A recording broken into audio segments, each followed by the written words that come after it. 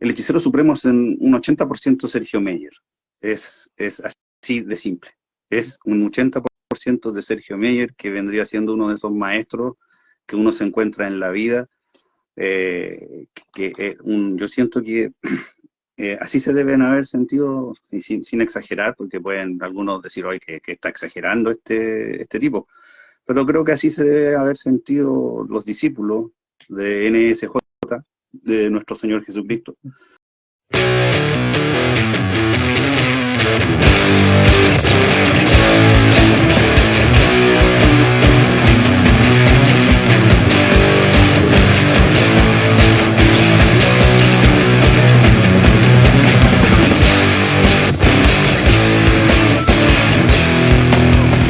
En el fondo del vaso vacío,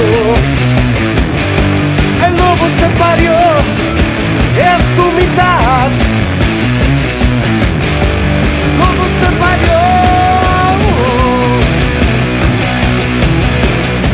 Michael Rivera, principalmente porque él tuvo un rol importante en la novela, no menor, que es haberla editado.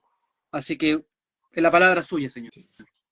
Que en ese sentido resulta bien curioso porque Sergio es el editor del Nautilus, el editor oficial, el editor en jefe, y a mí me toca siempre estar como acompañando a Sergio, entonces igual es como curioso. Además que no deja de ser interesante, vean el grosor de la novela, es monstruoso. Es una novela de exactamente 506 páginas. Entonces es súper, súper grande y no sé, yo creo que Sergio hace una construcción de mundo que se lo vengo viendo desde como el 2011, cuando nos conocimos ahí en algún evento literario de aquel entonces en la Biblioteca de Santiago. Entonces viene a ser como, me parece a mí, como un compendio de distintas historias que había armado, que están ahí entretejidas a lo largo de Identidad Suspendida, lo que puede haber sido Mad Love 500, que tenía segunda parte, que no ha salido y que está ahí. Entonces es como todo un compendio de una gran obra. Entonces era muy, muy curioso. Y además mencionar que es una novela que llevamos muchísimo rato en pos de sacarla, de publicarla, y que no lo hacíamos, nos quedábamos siempre, nos pasaba algo y no sacábamos la novela. Y Sergio siempre ha tenido esa como nobleza de decir, si hay un libro que al Nautilus le está yendo bien, está funcionando, guardemos los recursos para que se siga sacando ese libro y sigamos manteniendo como en cuidado bajo 7 llaves, Ojos como estrellas de neutrones, que es la novela que estamos conversando ahora. Y por eso mismo ocurrió que nos atrasamos tanto con la publicación de Ojos como estrellas de neutrones y Sergio la siguió corrigiendo, la siguió revisando. Y de hecho hubo cambios de nombre en algún punto. Oh, te de la espalda. Y luego la decidió postular a los fondos del libro. Si usted se fija acá, ¿tarán? Ahí tenemos el fondo del libro. Y esto fue el 2022. Entonces, dentro de todo eso, pasó tanto tiempo, la idea era tan buena y Sergio la siguió nutriendo. Y nada, ganamos un fondo del libro, gana en especial Sergio, que pudo darle vida a la obra, así como terminarla. Yo creo que si no hubiese ocurrido esto, probablemente Sergio lo hubiese seguido corrigiendo, porque Sergio en ese sentido no deja que la obra se quede y la deja abandonada, sino que si no salió publicada la seguimos juntando, se sigue arreglando, ajustando una que otra cosa. Entonces, leer como Ojos de neutrones, además, a mí, en mi caso, fue encontrarme con distintas situaciones que yo sabía que habían ocurrido en la ciencia ficción desde comienzo de los 2000, pero que como que no tenía muy claro. Entonces Sergio va en plan, ¿cómo se dice esto? Fábula, van apareciendo distintas situaciones que te van enganchando y te decís, esto podría haber sido como tal cosa, concursos de cuentos, inevitablemente desde la narración está como desde la primera persona, entonces hay muchas cosas que uno inevitablemente lee, obviamente, cuando conoce a Sergio, que en mi caso, que tengo la suerte de conocer, considerarlo amigo, amigo del alma. Oye, mira, ahí pregunta, ¿dónde se consigue el libro? Aquí, con nosotros. O me pregunta a mí, o a Pablo, o al autor, que lo tenemos ahí en la imagen al costado, por supuesto. Lo pueden conseguir directamente. Ah, porque el libro además, valga la redundancia, es una edición limitada. Mira, los ejemplares están numerados. Ese es el 01 de 50. Entonces, no hay muchos ejemplares disponibles por la misma deseo del autor, y yo creo que también le da un poco ese como misterio a la obra. Entonces, si quiere la novela, aproveche este live para que ahí siga acerca Alejandro Amira y le pueda escribir y pueda comprar, obviamente, un novelón gigante. Además que un novelón gigante, pero con súper buena letra, que siempre el Nautilo Ediciones se ha caracterizado en ese sentido por tener una letra que no te deje ciego. No sé si a usted le ha pasado alguna vez comprando alguna obra y se empiezan a encontrar con que es demasiado pequeña la letra y es una lata tremenda, que te termináis cansando más por la letra que por el mismo contenido de la obra. En este caso con Sergio no nos ocurre así. Sergio se preocupó que la novela quedara bien contundente, pero no por eso fue achicando la letra. Y además, con Sergio somos súper fanáticos de los cómics.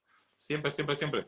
Entonces, dentro de todo eso, la novela además tiene algunas ilustraciones que ahí se pueden ver. De hecho, hay un cambio ahí como de atómica. Ahí está. Atómica. Entonces, colocamos también ilustraciones que acompañan los capítulos. Nos gusta hacer eso. No sé, ahí Sergio nos comentará en algún punto por qué seguimos haciéndolo. Pasan los años y nunca dejamos de pensar en ilustraciones y agregar ese tipo de cosas. Entonces, eso por supuesto, mira, aquí está muy bueno. Nos gusta y nos entretiene, por supuesto. Y hace un poco también más amigable la lectura de la novela. Y resulta curioso porque a mí me pasa con este tipo de trabajo, porque el Nautilo tiene principalmente las obras que de Sergio tenían que ver con lo infanto-juvenil.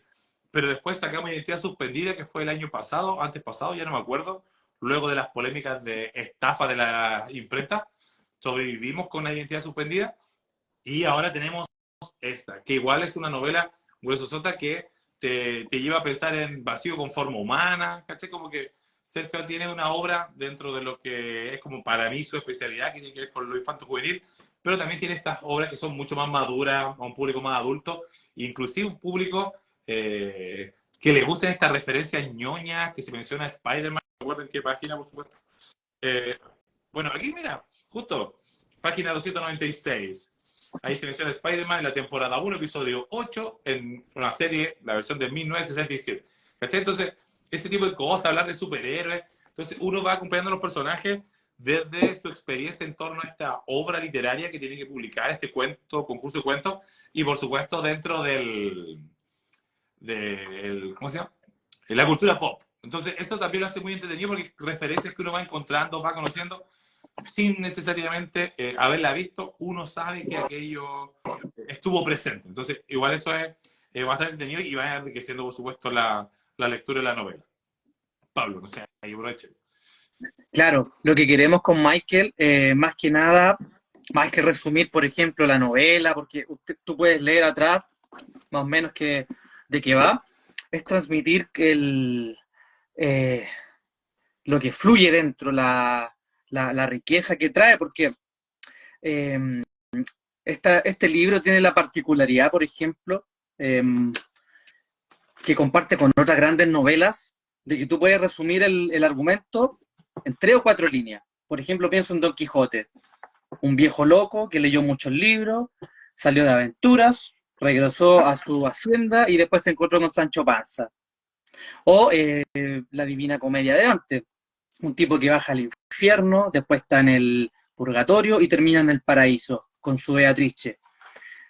Lo mismo con Ojos como estrellas de neutrones, podemos decir lo mismo. Se trata de Eduardo Blake, un tipo que pertenece a una generación de escritores de ciencia ficción, o de fantasciencia también, como se utiliza el concepto, y a través de un día en su vida, que es la primera parte que estamos hablando del año 2015, parte de ese día de la novela, un día de 2015 de mayo, él narra lo que es lo cotidiano, lo que va pasando, y en ese contrapunto se topa con un personaje misterioso que se llama el Hechicero Supremo.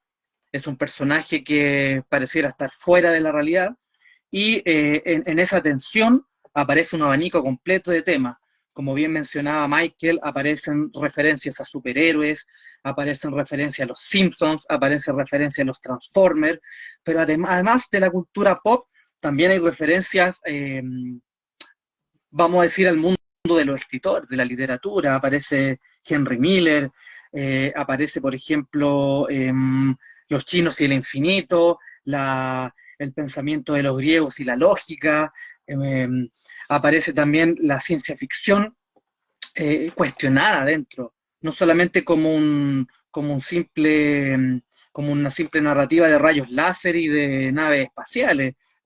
Hay algo más, hay algo que la define, hay una esencia, pero que se va escapando. Entonces, más o menos con esta breve introducción, yo voy a partir con la primera pregunta a nuestro amigo Sergio, para que él se explaye y así entre los tres vamos mostrando, vamos revelando algunos aspectos de la novela que finalmente van a ayudar para los que nos están viendo y nos han decidido a comprarla y leerla, o los que ya la están leyendo a tener un fondo más contundente. Entonces, como bien decía, cuando el lector se enfrenta a esta obra, se va, se encontrará con una novela que se va armando y rearmando a través de muchas referencias propias de la autoría del mismo autor, de la literatura, de las artes y de la cultura pop. Entonces, aquí viene la primera pregunta, que se puede bifurcar, porque tiene dos opciones. Usted, señor Sergio Alejandro Mira, ¿está de acuerdo que un mago debe mostrar a su audiencia cómo son sus trucos o debe ocultarlos? Yo creo que, o sea, es, es una opción totalmente libre, pero si uno va a mostrar el truco, tiene que hacerlo después que lo ha ejecutado. Como Mm, ese mago que había una serie de un mago que parece que era muy odiado por los demás colegas, que mostraba Sí, cómo se hacían todos los trucos, el mago enmascarado. sí, además, Entonces, eso, a mí justamente me gusta que también esto se relaciona al, a la técnica o a la táctica Lovecraftiana borgiana, que es como escondemos, barajamos libros reales de autores reales con libros ficticios de autores ficticios, al punto en que el lector no sabe cuáles son verdaderos y cuáles no, aunque dentro de la ficción, por supuesto, de la narrativa, todos lo son. Entonces, ahí tenemos en Lovecraft, tenemos, por ejemplo, el gran ejemplo del Necronomicon, pero también están otros de Burmese Mysteries, cosas así, otros autores. Los nombres siempre son algo enredados. Hay algunos como la Suma Demonológica o cosas así, que son tratados medievales que realmente existen, y por ahí entre medio meten los Unsprickled Kursten de no sé quién, y jugaba también, ellos jugaban con sus propios nombres y su apellido, y Abdul al-Hazred también eran todas construcciones que el conde de Derlet, por ejemplo, Derlet se convertía en el conde de Derlet, y juegos así que eso siempre me llamó mucho la atención y me sedujo del círculo de Lovecraft y también de Borges, que veía que tenían esa cosa que podía ser muy erudita, de repente muy densa, pero muy juguetona, muy lúdica, y siempre lo hemos dicho con Michael y también aquí con usted, mi querido amigo, que esto si no nos entretiene, si no nos divierte, si no lo pasamos bien, entonces, ¿para qué lo hacemos? Porque nosotros, y algo que me hermana a ustedes, por eso los considero mis iguales, mis amigos y mis hermanos, es porque no estamos detrás, digámoslo así, de un estrellato, no estamos detrás de que nuestros nombres figuren en la marquesina, sino que lo haga la obra.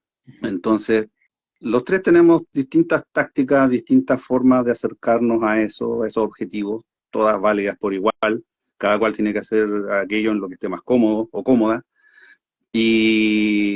pero creo que compartimos eso, que es como hacer o escribir, porque en primer lugar para nosotros yo creo que es tan necesario como respirar, como comer, como otras necesidades fisiológicas, y todo lo que viene después por añadidura. Entonces, eh, yo creo que volviendo al asunto, la magia, sí, me gusta ocultar los trucos y después revelar algunos, no todos, o de repente contar que un truco se hizo de una forma, pero no dar digamos, la fórmula real, sino que puedo decir que este truco se hizo de tal forma y estar diciendo que se hizo como se hizo en realidad un truco distinto.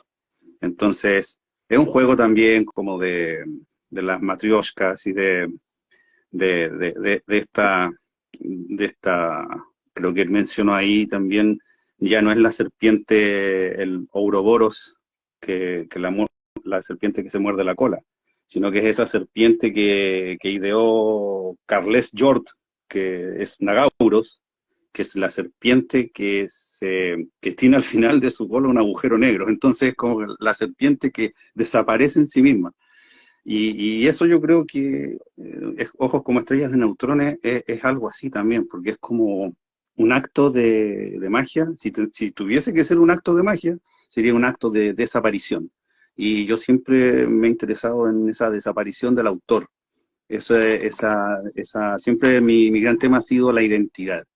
Y que volvemos a verlo muy replicado en esto de los autores que escriben porque quieren ser autores. O sea, el escritor que escribe porque quiere ser escritor, porque quiere de alguna forma, no sé, una fama o una relevancia o ser influencer o lo que sea, que lo inviten a muchas ferias, ir a Guadalajara, ir a Buenos Aires, no sé, viajar gratis y todo aquello, pero que son motivos también válidos, porque, como digo, aquí yo no juzgo los motivos de nadie, sino que simplemente veo en mí cuáles son mis motivaciones y veo en las de mis pares cuáles son las de ellos y, por supuesto, ahí están esas afinidades y ahí está esa magia.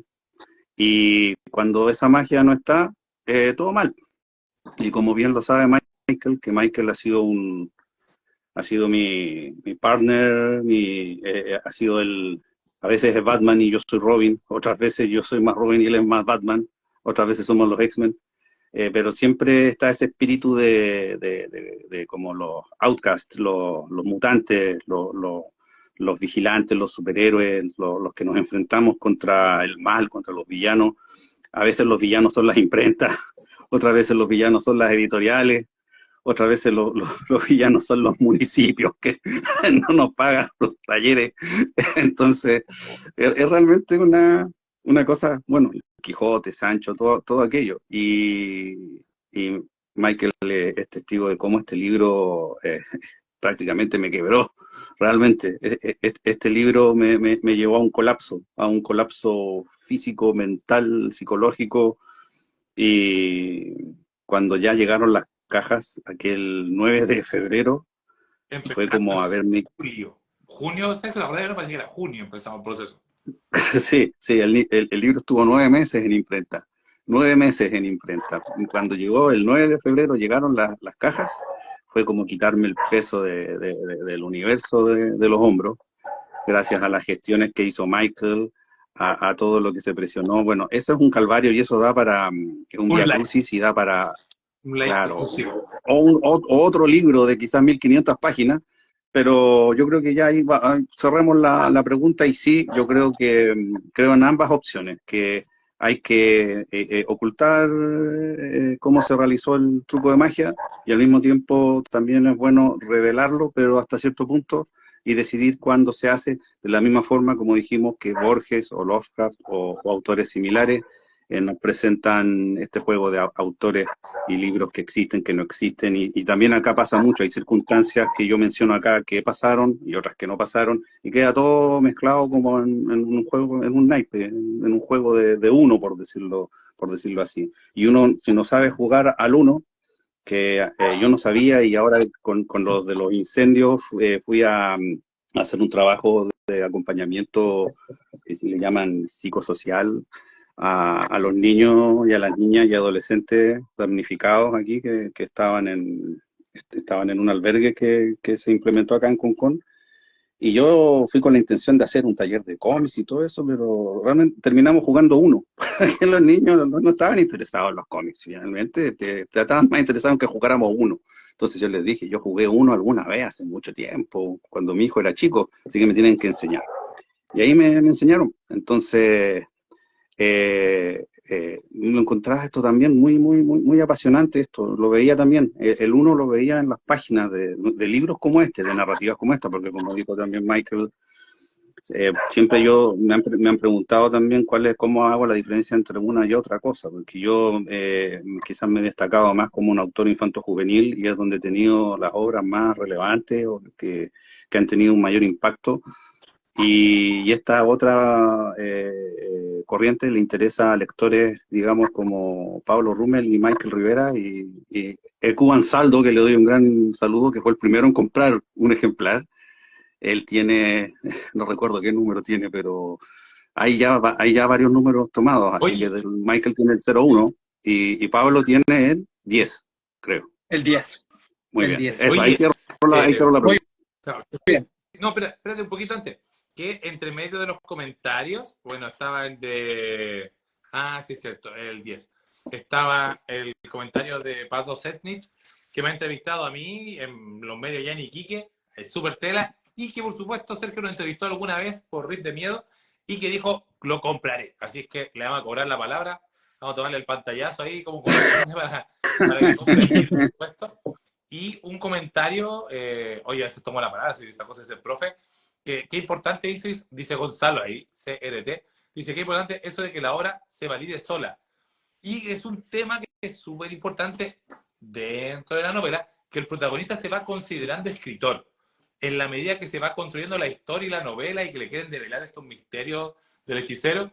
Y es algo que no suele ocurrirnos en este medio, que a veces importa más conocer a alguien, ser amigo del otro, y ser más o menos pintoso para redes y cosas así, y no necesariamente la obra. Hay gente que, Gonzalo puede dar fe de aquello, que el loco súper simpático, súper buena onda, lee mi libro, toma, te lo vendo, y la otra persona te dice, ya, te voy a dar comentarios de la obra. Sí, dame tus comentarios, así yo mejoro. Loco, y te dejan el visto, le das el comentario al colega, o al autor en este caso, y no está ni ahí, no está ni ahí. Lo único que le importaba era que tú te llevaras ya el libro y ni ahí con querer después mejorar, arreglarlo, que es algo que es súper importante para nosotros, que no tenemos la presión de nadie ni nada más allá de que la obra quede bien. Y yo creo que eso es súper válido. Con Sergio lo hemos hablado millones de veces, que lo importante no es lo que en el Nautilus por lo menos lo que dice Sergio, no es lo importante, no es lo que digo yo, lo importante es la obra. Y en ese sentido, yo creo que aquí, como Estrella de Neutrones, que se demoró un rato, le hizo bien demorarse porque consiguió financiamiento, consiguió ser mucho más contundente, ajustar muchas cosas. Entonces, eso es lo que busca Sergio siempre con su trabajo y con el trabajo de los demás.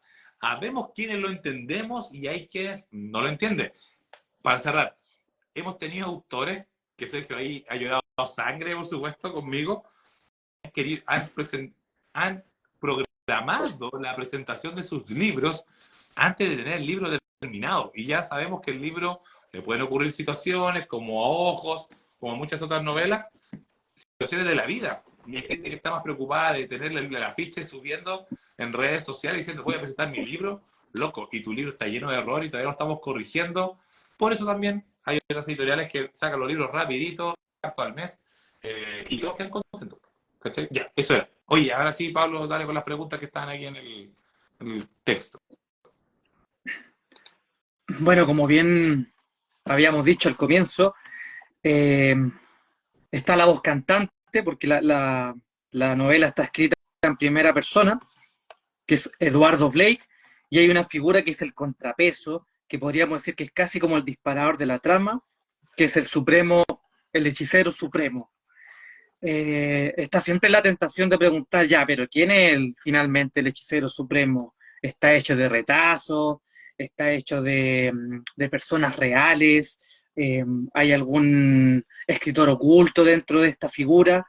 Pero antes de preguntar eso, para más o menos situarnos mejor en lo que le voy a preguntar a Sergio, A ver, eh, oye, ¿no viste la pregunta que está aquí en el texto? ¿O no te sale a ti? no, pero ¿La ves? ¿cómo? Aquí hay una pregunta de una persona. No Las sé si tú la preguntas logras ver. se hacen al final. Ah, ya, ya, ya, ya, Ahí ya, la ya. leemos. Sí, Ya, ya, ya. sí, ahí ya lo estoy copiando, ya, Ah, sí, sí. ya. Bueno, entonces finalmente hay un recurso que a mí me encanta dentro del libro, que es que está todo narrado de una forma hiperrealista. Aparece este Edward Blake que recorre el centro de Santiago, entre medio se le van apareciendo personajes extraños, como el mago Palito, que es un mago que está parado en el Paseo Más, haciendo Que unos en paz trucos descanse. muy, bueno, unos trucos muy precarios, vamos a decir, unos trucos que son de la vieja escuela.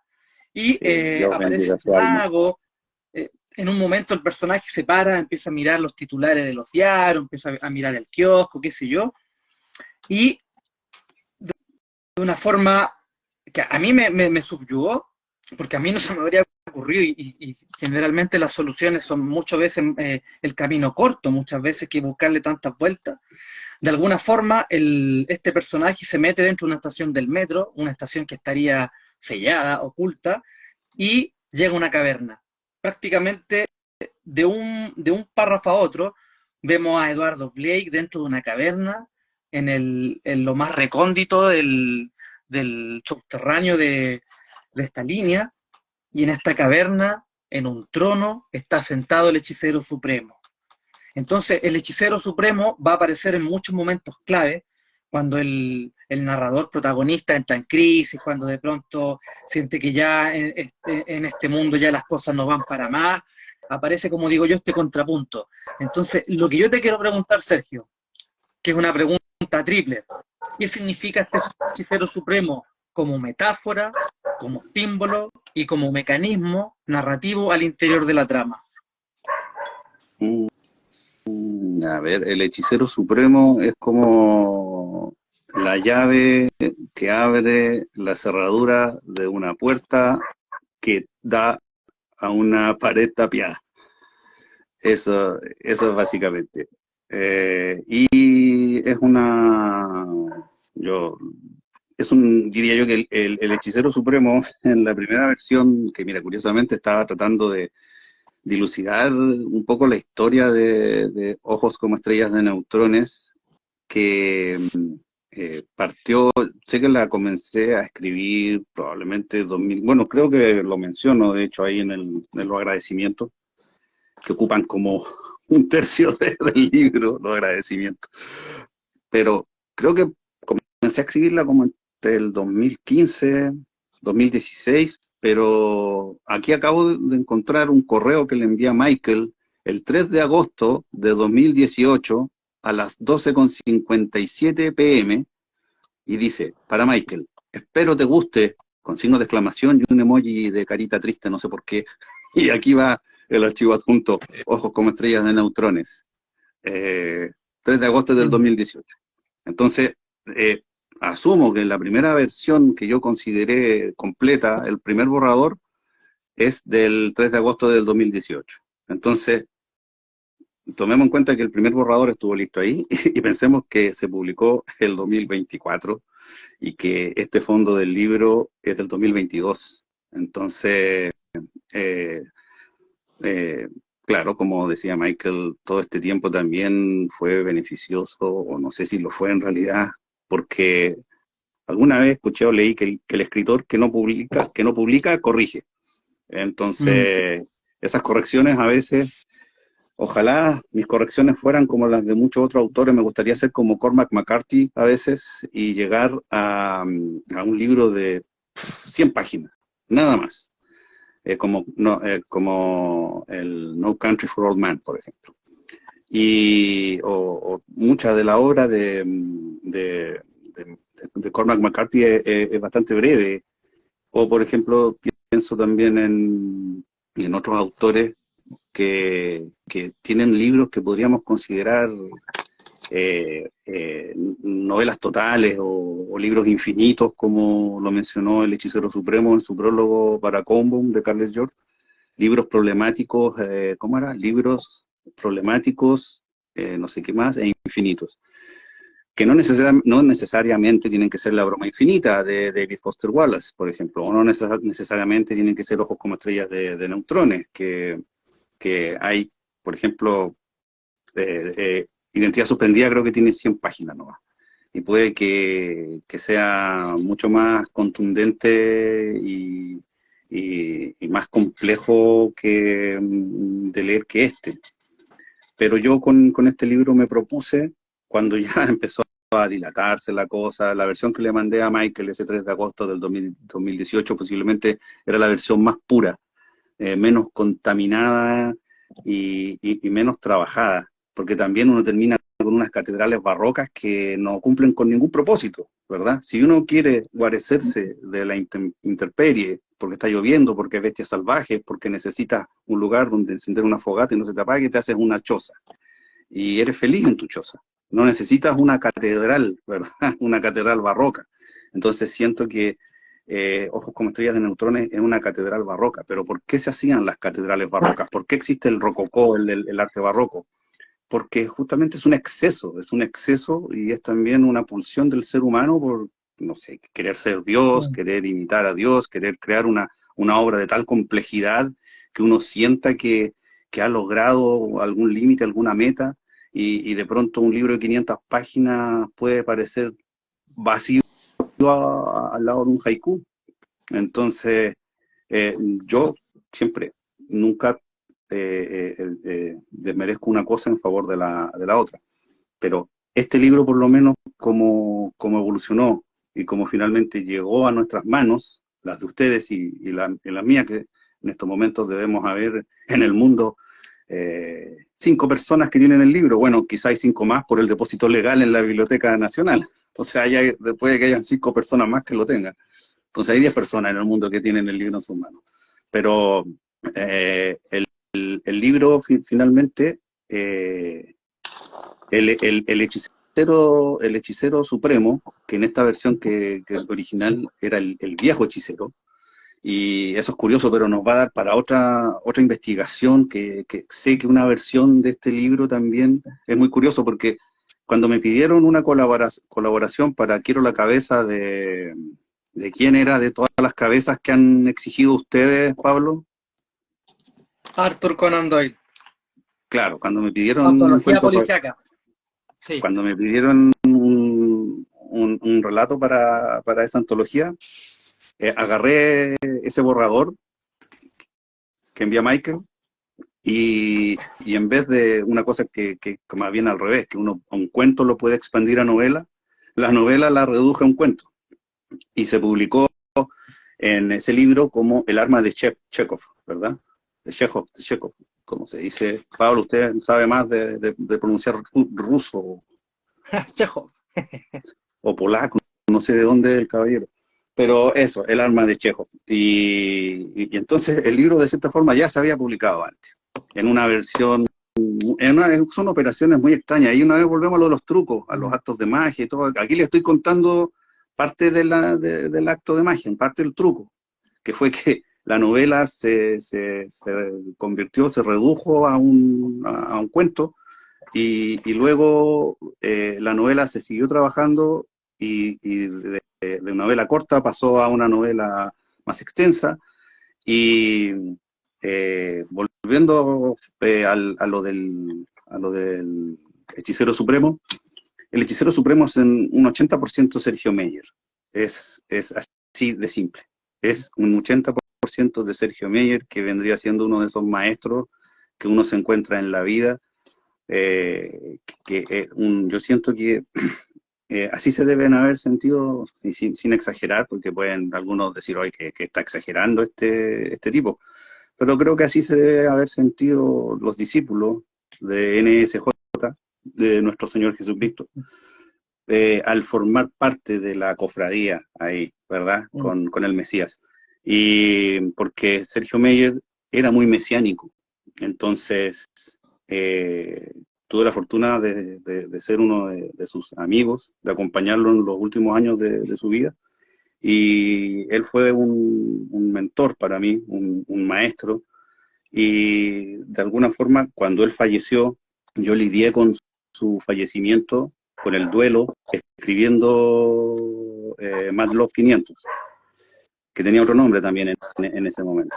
Y ese libro trata, Mad Love 500, trata sobre un personaje que parte en Concón y comienza un viaje, una road story, camino a Quillota porque quiere ver a su amigo, que se llama Gottlieb Everett Müller, que lo tomé de Trópico de Capricornio, que es el nombre que usa Henry Miller, y llega a la casa de Meyer y se da cuenta que Meyer no está, y que hay alguien que está usurpando la casa, o que la está cuidando, entre comillas, por él. Y esa necesidad de seguir rindiendo tributo o reconociendo la obra de Meyer, que además está desapareciendo y cada vez desaparece más, porque entre los líos legales y todo aquello, y que uno le pregunta ahora a alguien en Quillota si sabe quién es Sergio Meyer, nadie tiene idea, y en vida tampoco lo tenían mucho, porque Sergio Meyer era un autor que publicó 2 novelas entre un lapso de 20 años. La primera no se encuentra en ninguna parte, la segunda nunca se va a volver a reeditar, y etcétera. Entonces, el Hechicero Supremo está aquí como, que además coincidió después, que ya se volvió muy popular, porque el Hechicero Supremo era el Doctor Strange, todo aquello, y es tan así que esta novela, cuando yo comencé esta novela usé el concepto de Shazam, del Capitán Marvel, de Shazam. El Hechicero Supremo era al mismo tiempo el Hechicero Shazam, que le daba los poderes al Capitán Marvel, y en ese sentido el personaje de Eduardo Blake dice: yo tengo el rayo, soy un pobre perdedor, un loser, etcétera, un escritor venido a menos que nadie recuerda, pero tengo el rayo, tengo el consuelo de que tengo el rayo, que finalmente era el rayo, o es el rayo. El rayo es el fuego prometeico, el rayo es ese eureka, el rayo es la inspiración, la musa, el oficio, eso que tenemos que nos diferencia de las demás personas que no son escritores, o que no son autores, o que no son artistas. El fuego creativo, digamos. Ese es el rayo, y ese es el rayo con el que Billy Batson, al decir Shazam, al invocar el nombre del hechicero, caía el rayo y se convertía en el Capitán Marvel.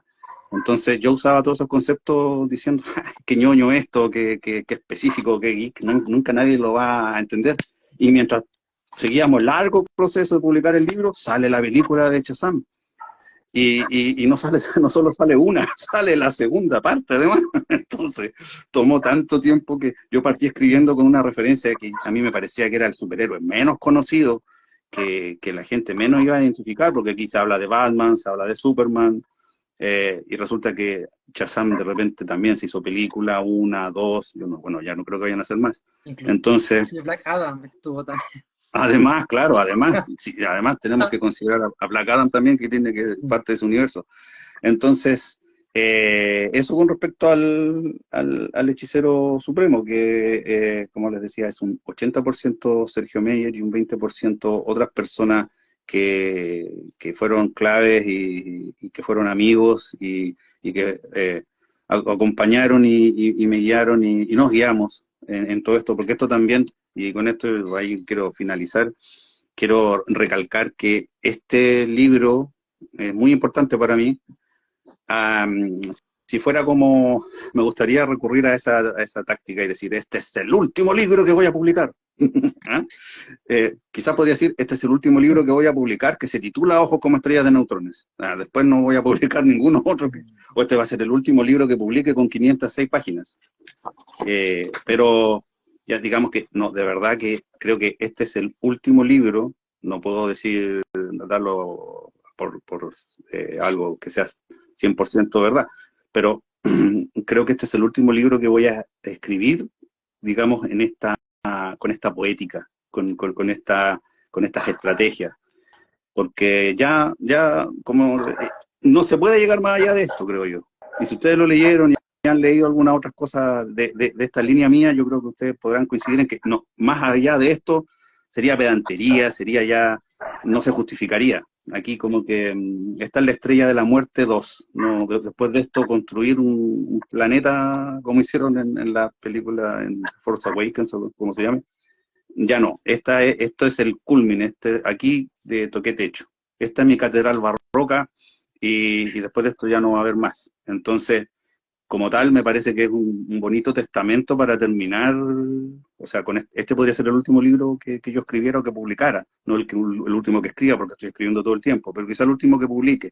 Y si es así, porque no hay ninguna seguridad de que vaya a publicar otro libro, sería una buena forma de despedirme, porque es el libro más colaborativo que existe dentro de mi producción.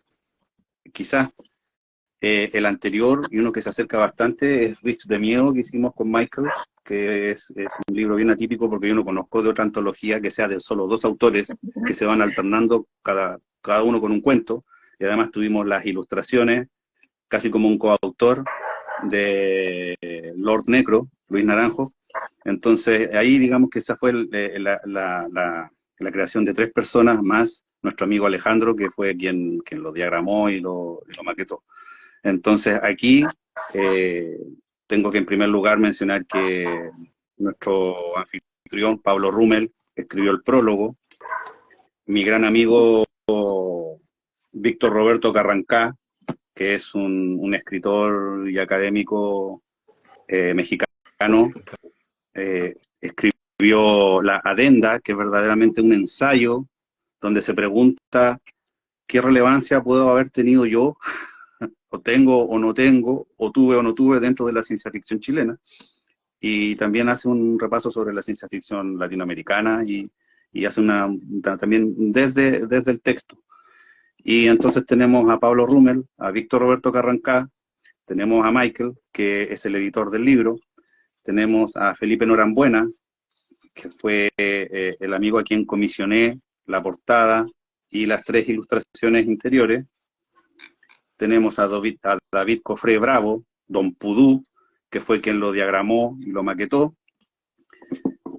Y tenemos, me falta alguien más, como en los premios Oscar. ¿A quién lo estoy mencionando? A Steve Ditko. Bueno, otro gran maestro, está dedicado a Steve Ditko, y el dibujo de la página 424, que siempre me ha dado mucha risa, que es de Sofía Hanazawa, que es una chica Nikkei. Y a ver, busquémoslo. ¿Quién lo encuentra primero? Ah, pues sí, no estoy con cámara, así que no lo voy a poder mostrar. Está al final. Pero yo lo... Y entonces, ahí está. Ahí. Eso. Ese dibujo estaba en una carta donde me daban una despedida. Así que es un libro también semi-autobiográfico, muy personal, y es una celebración. Es una celebración. Que te interrumpa, Sergio, pero además el libro tiene otra particularidad que yo al menos no había visto, y es que los agradecimientos es prácticamente una mini novela dentro de la novela grande. Porque estamos hablando de una extensión casi de 45 páginas.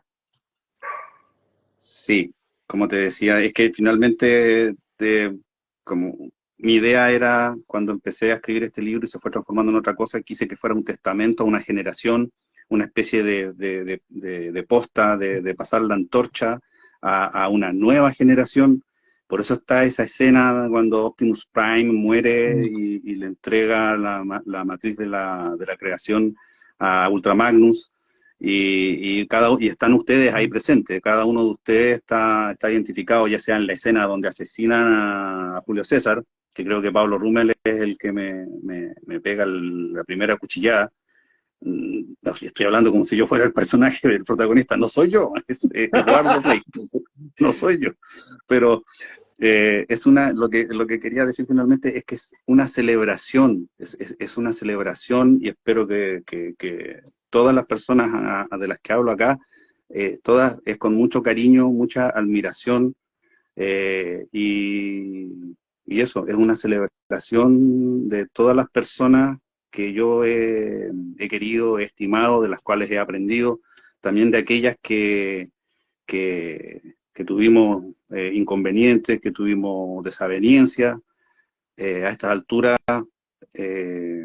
todos muchos de nosotros hemos sufrido demasiadas pérdidas y cosas demasiado dolorosas como para estar quedándonos pegados en rencillas y por estupideces, por leceras, que yo pertenezco a una generación, o por lo menos en aquella época cuando teníamos el grupo Yahoo del que se habla aquí, donde se peleaban a muerte porque a alguien no le gustaba una película. Entonces, creo que también está toda esa candidez, todo ese ver hacia atrás, no con nostalgia, pero sí con cariño y también con críticas, pero no una crítica feroz y despiadada que logre herir o espero ofender a nadie. Siempre, porque cuando uno se pone a hacer este tipo de libros, puede herir sus susceptibilidades, y hay hasta películas y series que tratan de eso. Me acuerdo, hay una serie que se llama The Affair, que daban, no sé, creo que en Netflix, no sé qué cosa, donde el actor era escritor. Entonces él escribía un libro y lo basaba en sus amigos, en sus conocidos, y todos se enojaban con él. Entonces, es muy chistoso porque como nadie de mi familia y muy pocas de mis amistades leen lo que yo escribo, podría escribir las cosas más atroces de todo el mundo y nunca se enterarían. Entonces, eso siempre me ha causado risa, como que en otras partes escribir un libro pareciera ser algo muy, muy importante. Y para mí lo fue cuando publiqué Identidad Suspendida, por supuesto. Y quizás lo fue también al segundo y al tercero, pero cuando ya estábamos en el 12º libro, cualquiera comprenderá que uno dice ya con esto es suficiente y ahora me puedo retirar y me puedo dedicar a, a hacer bunraku, como títere, como aquí Pablo Rummer tenía un proyecto, un libro que me acuerdo, bunraku, ¿o no? Sí, pero quedó en el pasado, quedó ahí en el limbo de las novelas que no se escriben, Que son muy importantes pero que también. transmutan. Usted sabe, pues, mi estimado, que muchas ideas van mutando, se van fusionando con otras, y los títulos que en un momento son el santo y seña de lo que uno está haciendo, se desvanecen, pero toman la forma de otra cosa. Es una suerte de hipóstasis, de metamorfosis. Justamente. Yo no sé si respondí la pregunta, ya ni me acuerdo cuál era Y la pregunta, totalmente, totalmente. pero llegamos por lo menos llegamos a esta conclusión, de que Ojos como estrellas de neutrones es un libro en el que quise que participaran la mayor cantidad de amigos. Los invité como una fiesta, invité a Pablo a escribir el prólogo, invité a Víctor a hacer esta especie de ensayo para agregarlo, y después dije, ¿y por qué no agrego además estos bonus, estos como en los antiguos DVD, que te agregaban algunos bonus? Y bueno, además de las ilustraciones de Felipe Norambuena, que si lo ve, él también se incluyó, ¿eh? Él aparece ahí donde aparece ese afiche de Atómica en la convención donde está, él lo hizo él, porque esa es la portada del cómic que dibujó él, de Atómica Cygnus, publicado por Mitómano Comics. Y ahí está, al fondo está él, está firmando ahí, él se incluyó a sí mismo. Ese es Felipe.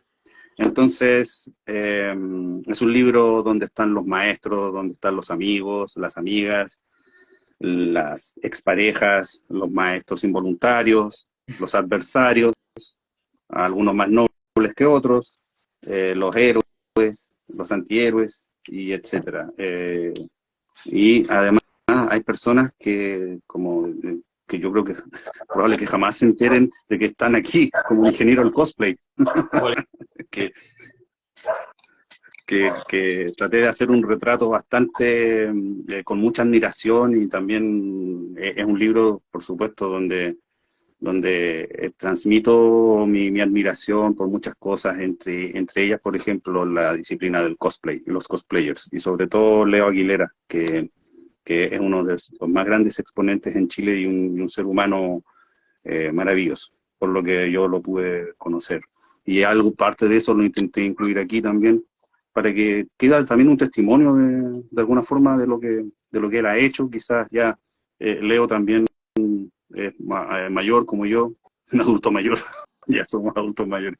Entonces, no sé si las nuevas generaciones de cosplayers o siquiera de la gente fuera del mundo del cosplay sepa de lo relevante que es él aún, todo, por supuesto, desde un comienzo hasta ahora, y parte de su historia que está acá, que es, yo la saqué de una entrevista que yo le hice, porque aquí recurría a muchas cosas, a artículos que escribía, ensayos, a entrevistas. Entonces, finalmente, es como lo que hablé en algún momento con Pablo. Esto es como una cruza entre, es como un libro de memorias ficcionado, con algo de teoría y de investigación. Eso. Ahí con eso cierro Ya. Bueno, por ahora. muchas gracias, Sergio. Antes de pasar a las preguntas finales y a las conclusiones, le doy el pase ahora a Michael. Si es que tiene alguna reflexión, alguna pregunta, algún apunte, todo usted, las cámaras. No, yo más que cualquier otra cosa, agradecer el esfuerzo que hay detrás de entregar un trabajo de calidad. Yo creo que, como están los tiempos, muchos se preocupan de juntar letras y que salgan y fin, se acabó, tengo un libro, consigo un par de likes, entonces esa no es la visión de Sergio, no es la mía y no debería ser la de la mayoría de los escritores. Y en ese sentido Sergio se preocupa como de cuidarlo y me parece que es súper bueno que es como entregar una aposta de hagamos las cosas bien, hagámoslas con tiempo, no nos apuremos, nadie te está pidiendo que saques un libro todos los años, aunque a Sergio a veces se le han juntado más de un libro en un año, pero es porque esto demoró muchos, comprenderán, no es que haya estado escribiéndolo al tiro. Entonces, esa es mi reflexión, que si usted está viendo este live, lo va a compartir, le dé la oportunidad a autores independientes, pero lea bien cómo fue el proceso, infórmese, porque también ocurre que hay muchos escritores independientes que no están dando el ancho no porque lo quieran, sino porque hay otras influencias que, por supuesto, maquinan ahí un poco y dicen, no, sácalo nomás, si tu libro está súper bueno, yo te lo publico, págame 2,5 palos, 2,5 millones y te sacamos el libro. Entonces, también daña un poco el género, daña un poco la visión que uno puede tener sobre el arte, lo que sea. Entonces, aproveche, llévese una buena novela, disfrútela, porque lo más probable es que conozca a Sergio o no conozca a Sergio, conozca de Spider-Man, no conozca a Leo Aguilera, usted lo va a pasar bien, se lo va a entretener y se va a llevar algo más que solo una aventura de 500 páginas, sino que se va a llevar muchas más, se va a enriquecer con leer el libro. Eso yo creo que es lo importante. Esa es mi reflexión final, Pablo. Ya, muy bien, gracias Michael por tus palabras. Antes de ir cerrando, vamos a pasar al final con las preguntas, pero quisiera hacer una suerte de temáticas, una suerte de lluvia de temáticas que aparecen a lo largo del libro, que van a servir para ir adentrándose, para el que tiene la duda de leer o no leer el libro, probablemente con algunas cosas que yo diga va a decir si vale la pena. Bueno, el tema de la escritura es central. De hecho, la novela se abre con esta pregunta. Acá el personaje se dice, el cuento de la literatura, ¿finalmente hay que creérselo o no hay que creérselo? La literatura se concibe como una herramienta de inspección. O sea, ¿somos capaces o no somos capaces de escribir cosas que no conocemos? El personaje dice, deberíamos ser todos capaces de adentrarnos en lo desconocido, de poner luz en esas zonas veladas, y de avanzar a través de la escritura en cosas que ni siquiera imaginamos. Aparece el uso del vampiro como mecanismo argumental, en otros momentos se habla de la experiencia del otro como un espejo.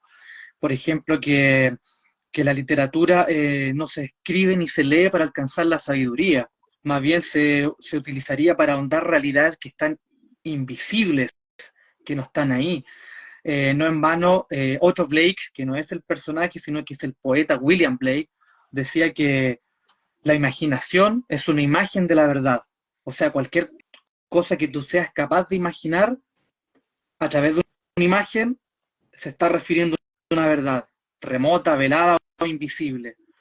Aparece también la lectura al mundo de los cómics, al mundo superheroico. Se hace una defensa acérrima de que no simplemente son pasatiempos infantiles.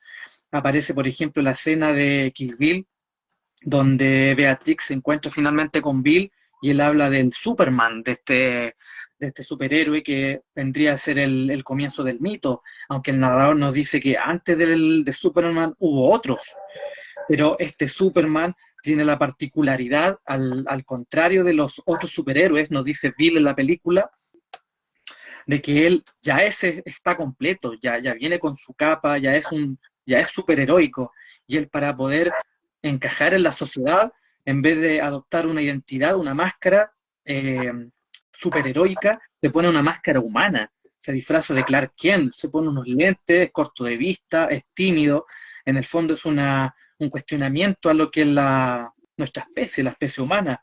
Eh, Otra de las cosas que también van dando vuelta, porque la gracia que tiene Sergio es que él va hilando y deshilando, aparece un tema al comienzo, pero que pareciera que se interrumpe, lo retoma en la mitad, finalmente da la última puntada en las últimas páginas y todo va quedando armado como un bello telar.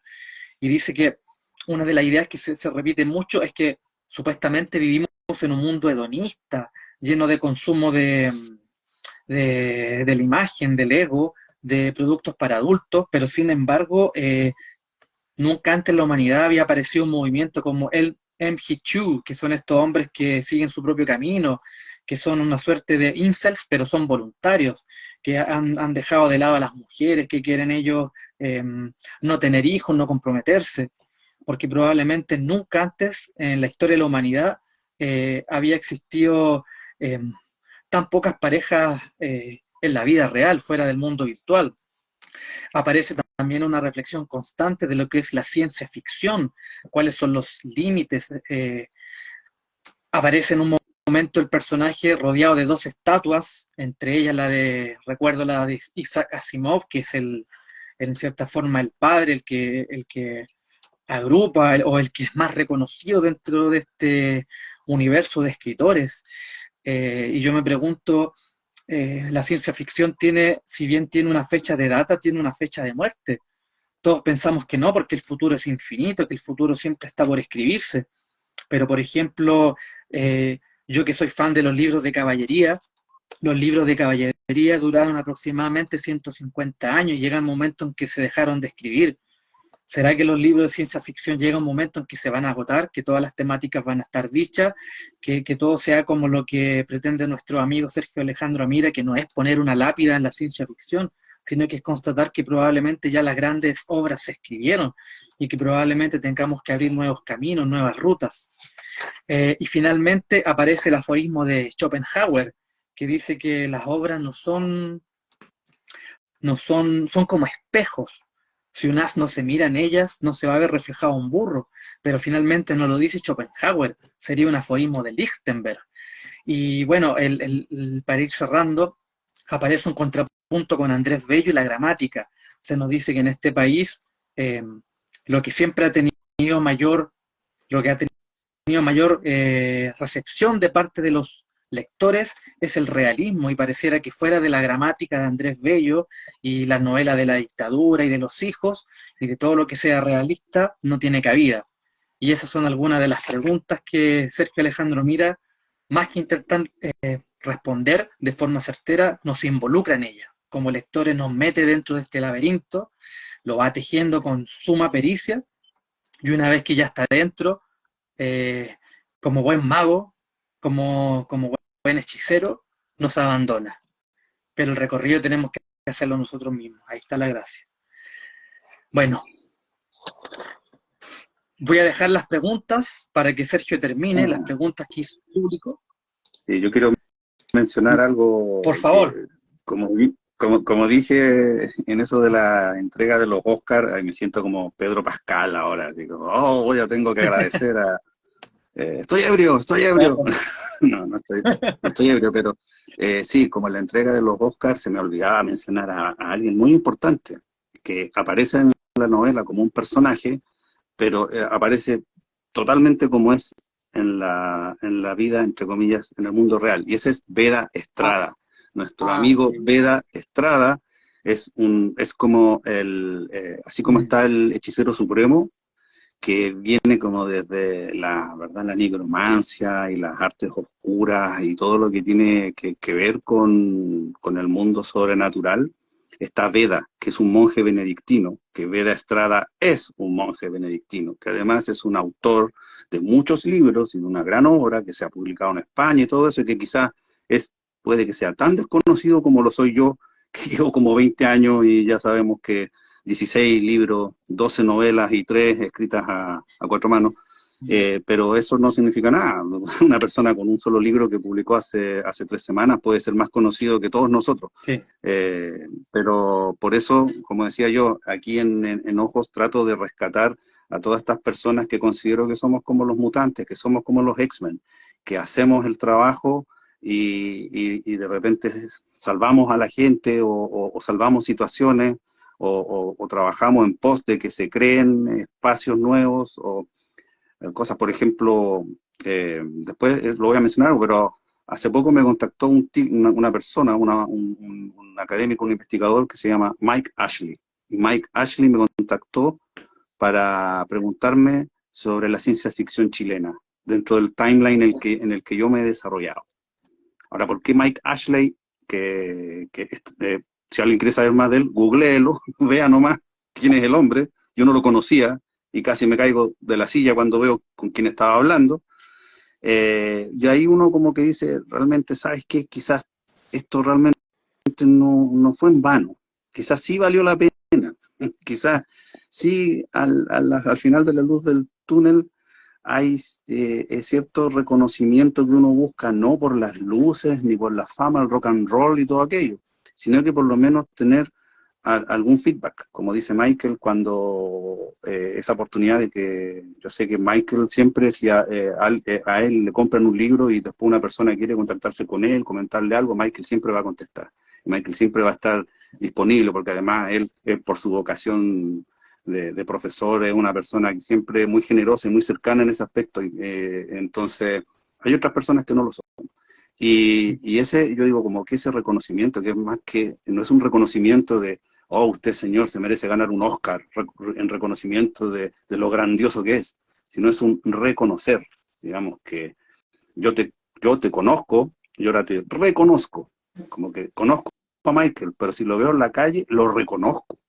No sé si se entiende muy bien la sutileza, no sé si la estoy inventando en mi cabeza o no, pero por ahí va la cosa. Entonces, eso es, no quería dejar de mencionar a Beda, que es un gran amigo de Pablo y mío, que ha sido también de mucha ayuda, sobre todo ayuda espiritual, y él es un contrapunto con el hechicero, como decía yo, que representa a la nigromancia y a las artes oscuras, a la magia, digamos, más bien de ese lado, y los monjes y los santos que están de un lado también, que yo lo digo ahí, Dios es mágico también, pero tiene que ver con un orden no sobrenatural, sino supranatural.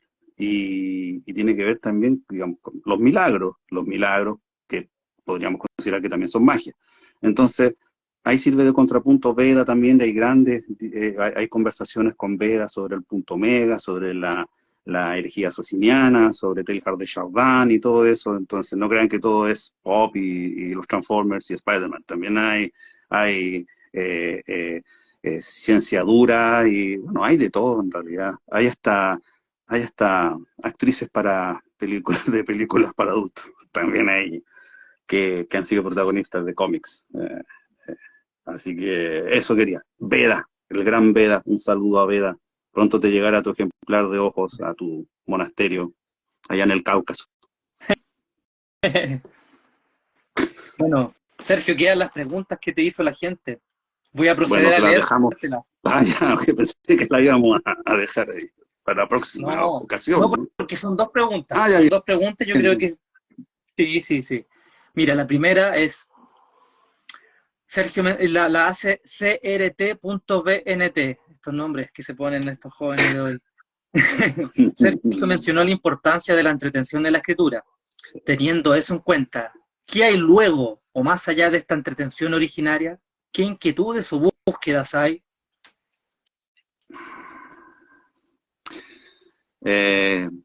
Yo creo que eso lo tendría que responder con una canción.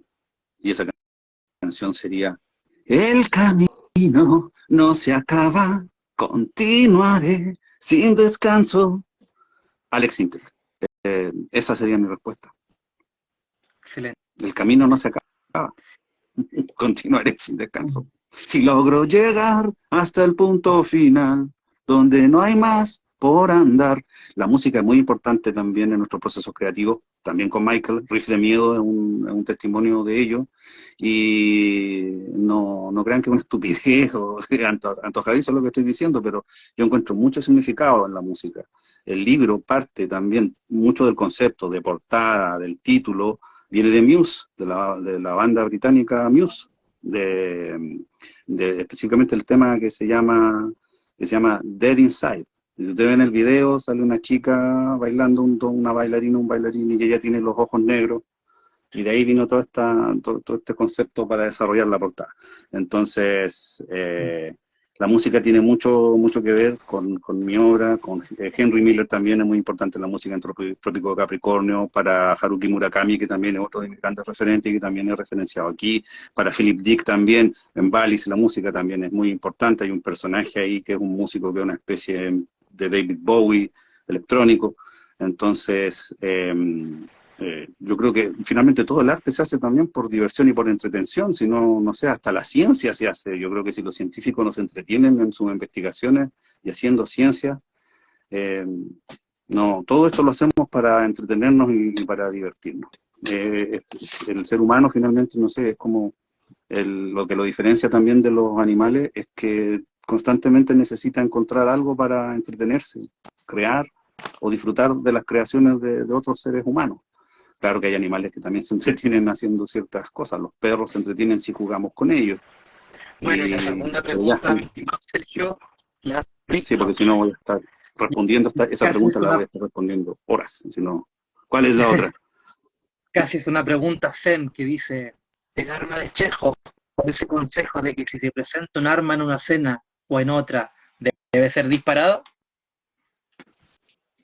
Sí, pero eso es como, ¿yo respondo lo que opino de eso? ¿O no? Es como ¿O una nos paradoja. están contando lo que es el arma de Chekhov? No, lo pregunta, si debe ser disparada.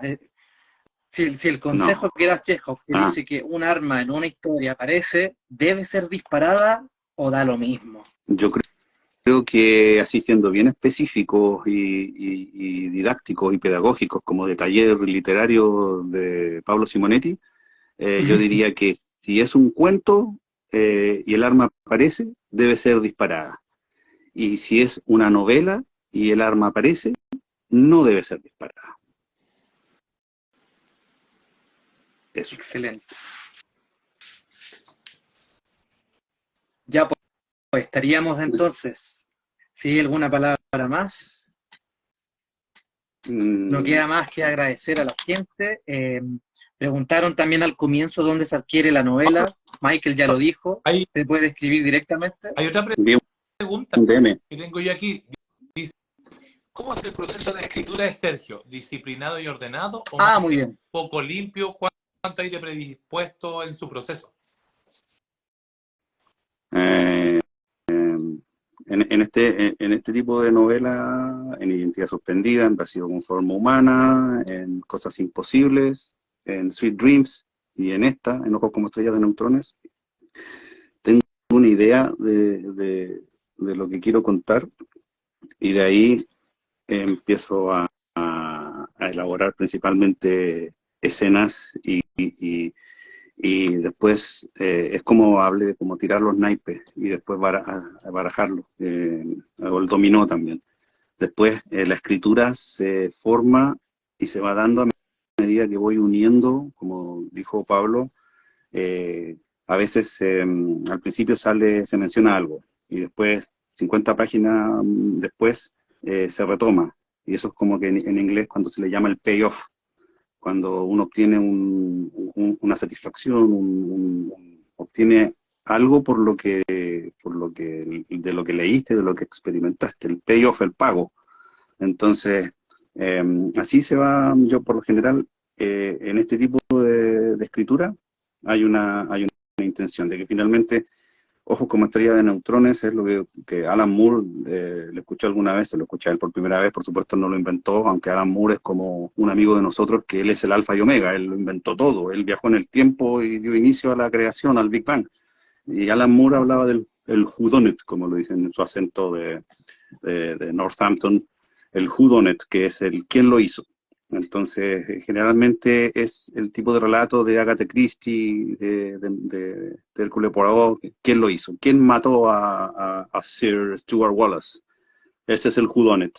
Y Ojos como estrella de neutrones es eso. ¿Qué es? Es un whodunit, es un quién lo hizo. ¿Quién mató al hechicero supremo? De eso se trata el libro, básicamente. Y de eso, esa es la excusa. Entonces, lo podemos definir como eso. Y en base a esa idea, se empieza a construir todo lo demás y empiezan a aparecer estos elementos de como en el timeline, esto como lo empecé a escribir en una época determinada, incluí ciertas cosas que estaban pasando en esos momentos. De hecho, les puedo comentar que bueno, hay un personaje ahí que está basado en este famoso estafador, el pelado Garay, y también en esa época recién había pasado lo del caso Narumi, y yo lo incorporé sin pensar los ribetes que iba a alcanzar ese caso. Entonces ya cuando estábamos terminando con Michael ya estas últimas versiones, yo dije, yo tengo que cambiar esta cuestión porque ahora sería de pésimo gusto mantenerlo. Porque cuando yo lo incorporé en la novela en ese principio, el caso de Narumi Kurosaki, era porque hay también mucha temática japonesa y relativa a la cultura japonesa nipona en el libro. Entonces, justo había pasado esto de que un chileno, al parecer, había matado a su novia en Francia y todo aquello, y yo lo incorporé y después lo saqué, por supuesto, porque me parecía de pésimo gusto dado cómo se fue desarrollando, porque pensemos que esto ocurrió y quedó como dormido este caso durante ¿cuántos? 2 años más o menos, o algo así, cuando después se reactivó.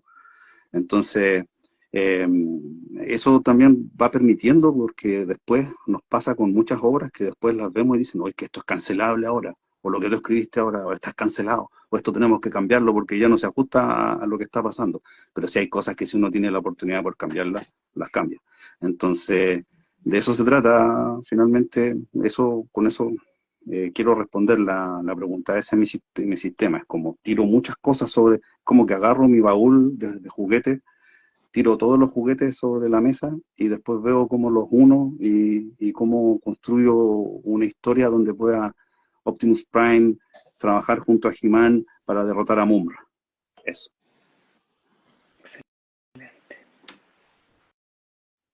Bueno, Michael, ¿te parece tú las últimas palabras para ir cerrando?